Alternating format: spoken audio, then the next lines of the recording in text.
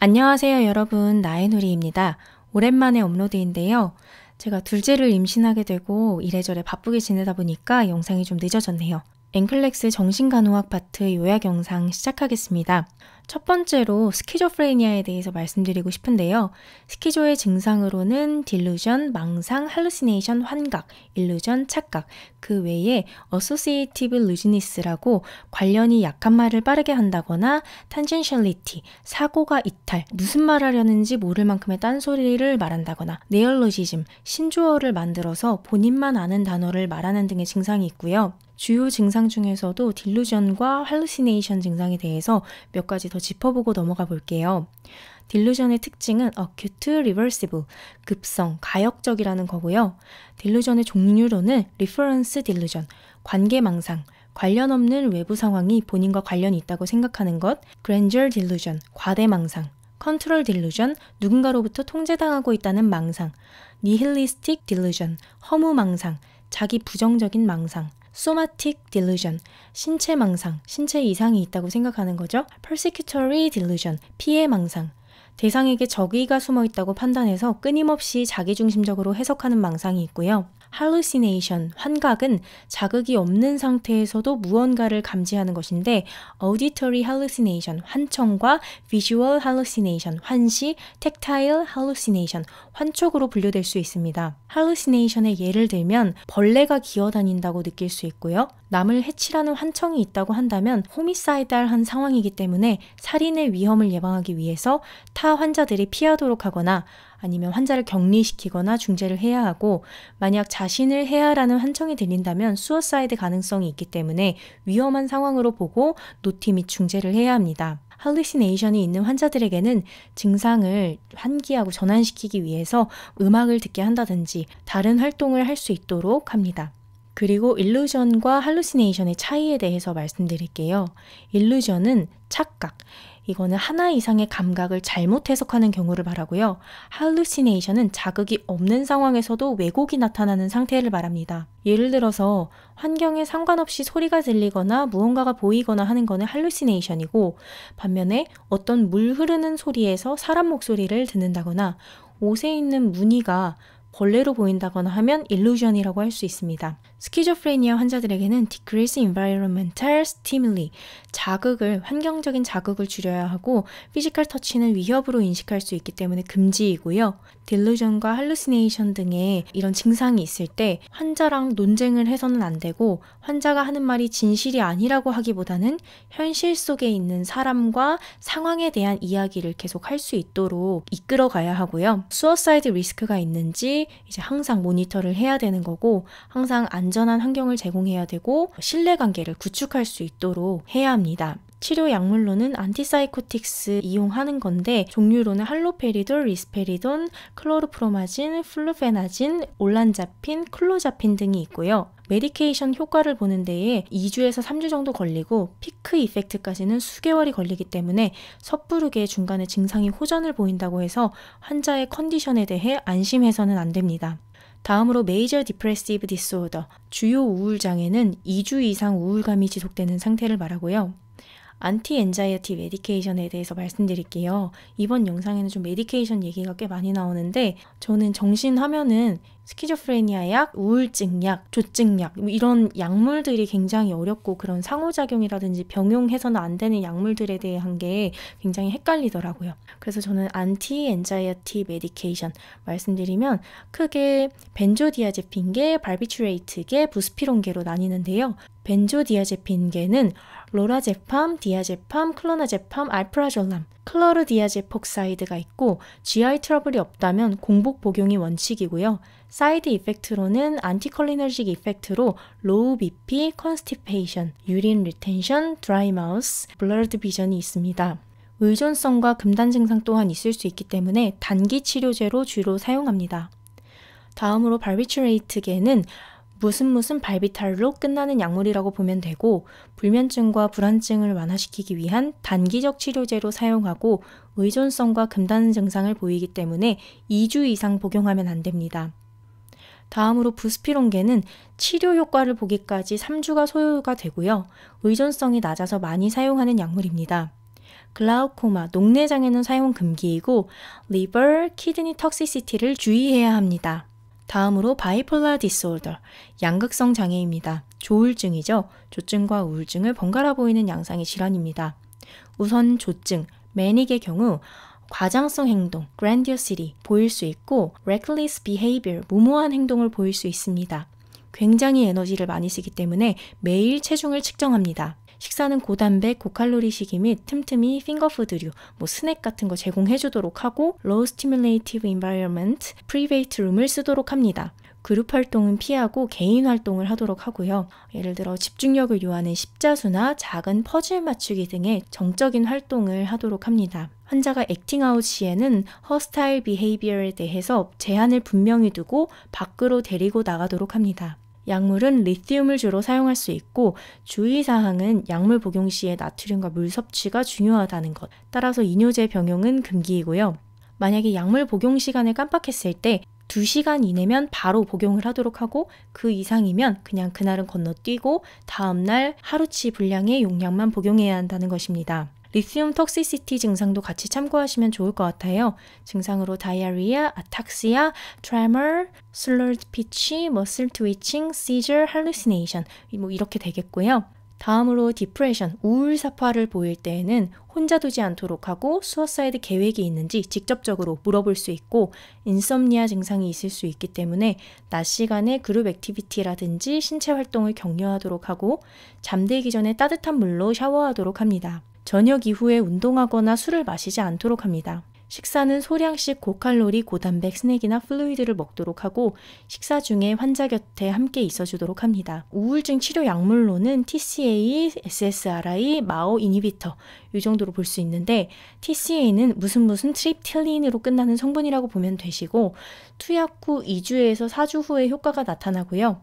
SSRI는 플루옥세틴, sertraline, 에시탈로프람 이 정도 기억하시면 되겠고 불면증을 유발할 수 있기 때문에 아침에 복용하도록 하고 위장관계 불편감이 있을 수 있어서 체중 감소를 주의해야 하고 포토센시티비티라고 광민감성이 있을 수 있어서 햇볕 자외선 노출을 피할 수 있도록 합니다. 갑자기 약물을 중단하게 되면 컨퓨전이나 나우지아, 팔피테이션 등의 부작용이 있을 수 있기 때문에 약물을 갑자기 중단하면 안 되고요. 그리고 허브 중에서 세인트 존스와트라고 우리나라 말로는 망종화라고 하는 약이 있는데 이 세인트 존스와트와는 SSRI는 병용하지 않도록 합니다. 다음으로 마오 이니비터의 약물로는 페넬진, 트라닐사이프로민, 아이소칼복사지드 기억하면 되겠고요. 불면증이 생길 수 있어서 아침에 복용하도록 하고요. 약물 복용 중에 시비어한 하이 BP를 보이는 경우에 티라민이 함유된 음식, 술이나 유제품, 육류 등을 많이 섭취했는지 확인해야 합니다. 안티도트 해독제로는 펜톨라민을 IV로 투여할 수 있습니다. 추가로 SSRI와 마오 이니비터는 2주간의 간격을 두고 복용을 해야 하는데요. 병용 시에는 약물 상호작용으로 인해서 세로토닌 신드롬이 생길 수 있기 때문입니다. 세로토닌 신드롬의 증상으로는 나우지아, 헤드에이크, 다이아리아, 컨퓨전, 아지테이션, 퍼스피레이션, 트레머, 아탁시아 등이 있을 수 있습니다.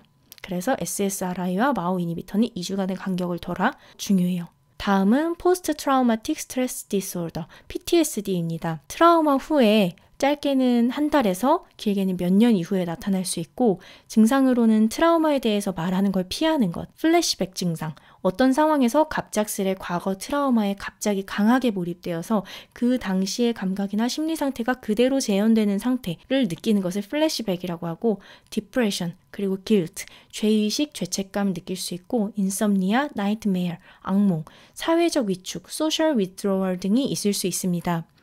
이 환자들에게는 환자가 느끼는 감정과 경험을 비판하지 말고 그대로 받아들여주고 디브리핑, 복기를 해볼 수 있도록 합니다. 감정을 표현하도록 격려하고 릴렉세이션 테라피를 안내하거나 자조 모임에 참여하도록 연결해줄 수 있습니다. 약물은 주로 SSRI나 SNRI를 사용합니다. 다음은 Attention Deficit Hyperactivity Disorder, ADHD입니다. 6개월 이상 inattention하고 hyperactivity한 증상이 지속되는 거고 12살 이전에 심한 증상이 2군데 장소 이상에서 나타나게 됩니다. 체중 감소, 식욕 부진, 불면증 등의 증상이 추가로 있을 수 있고 소아 ADHD는 성인기까지 이어지는 경우가 많습니다. 간호중재 및 치료로는 데일리한 스케줄을 체계적으로 관리해서 좀 집중해서 따를 수 있도록 이끌어주고 자극되는 환경을 줄여주도록 하고 frustration이라고 불만, 좌절감을 느끼게 되면 공격적인 행동을 보일 수도 있기 때문에 안전을 위해서 해당 요소를 제거하도록 합니다. 메디케이션은 스티뮬런트를 사용하는데 메틸페니데이트나 암페타민계 약물을 사용합니다. 다음은 알코올 withdrawal 신드롬이라고 알코올 금단 증후군입니다. 알코올 의존성 환자가 술을 마시지 않으면 금단 증상이 6시간 후부터 발생되고 24시간에서 72시간 사이가 피크 타임이고 대부분 일주일 이내에 호전되는 양상을 보이고요.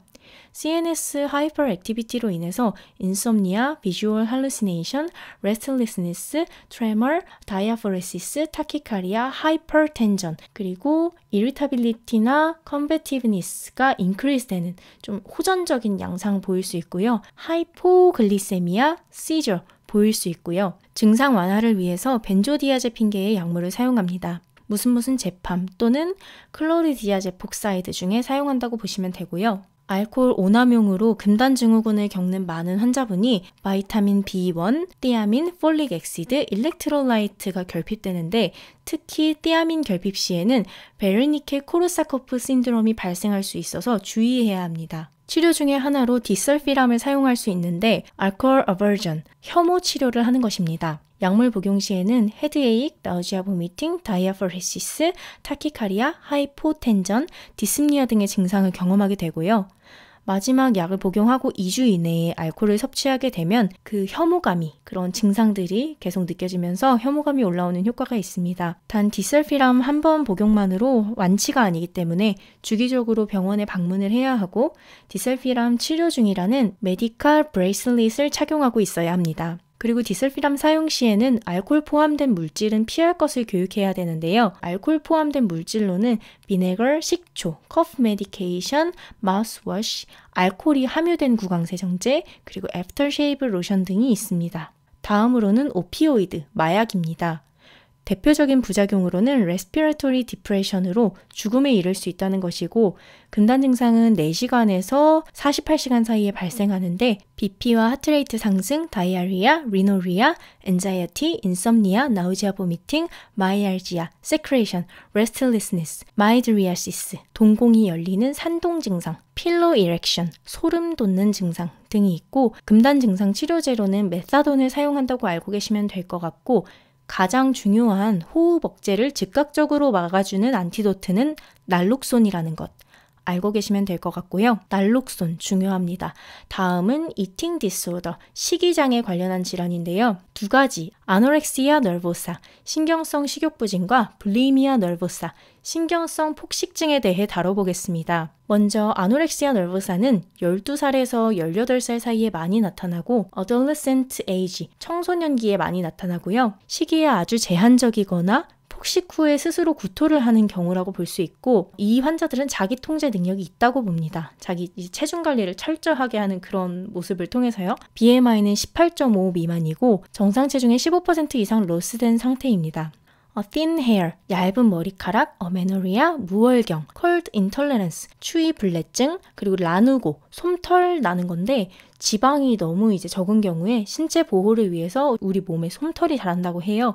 그래서 라누고 증상이 있다는 거고 BP, BT, 하트레이트 감소를 보이고 아네미아, 하이포칼레미아, 디하이드레이션, 메타볼릭 알칼로시스 증상을 보이고 러셀 사인이라고 손 굳은 살을 확인할 수 있고 과도한 운동을 하려고 합니다. 큰 옷을 입어서 몸을 숨기려는 모습도 보입니다. 아노렉시아 환자는 웨이트 게인을 하게 되면은 증상이 호전 중이라고 볼 수 있습니다. 다음으로 불리미아 nervosa는 17에서 23세 사이에 많이 발병하는데요. 오버이팅 후에 보상성 행동으로 보미팅을 반복하고 경우에 따라 락세이티브 어뷰즈, 하제를 오남용하기도 합니다.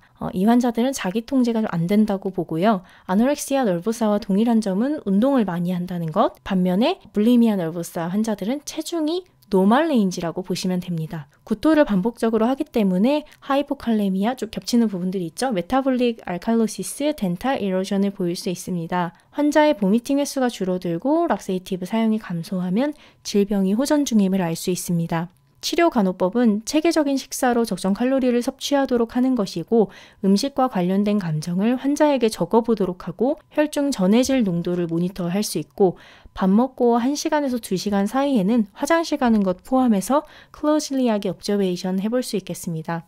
마지막으로 ECT, Electroconvulsive Therapy입니다. 전기 충격을 통해서 무드 디스오더를 해결하기 위해 시행하는 전기 경련 요법인데요. 주 2, 3회 총 6번에서 12번 정도 시행하고 적응증은 스키조프레니아, 메이저 디프레션, 바이폴라 디스오더 등이 되겠고요. 금기사항으로는 스티뮬런트, 각성제와 안티컨버센트, 항경련제를 사용하지 않도록 합니다. 6시간에서 8시간 동안 MPO를 해야 되는데요. 금기사항에 해당하지 않는 약물은 소량의 물과 함께 복용 가능합니다. 치료 전에 Short Acting Anesthesia, Muscle Relaxant, 그리고 아트로핀을 처방하에 투약하고 시행하게 되고요. ECT 안내사항으로 치료 후에 confusion, headache, 일시적인 기억상실 증상이 있을 수 있고 운전은 하면 안 된다고 설명해야 합니다. 영상 시청해주셔서 감사합니다. 좋은 하루 되세요.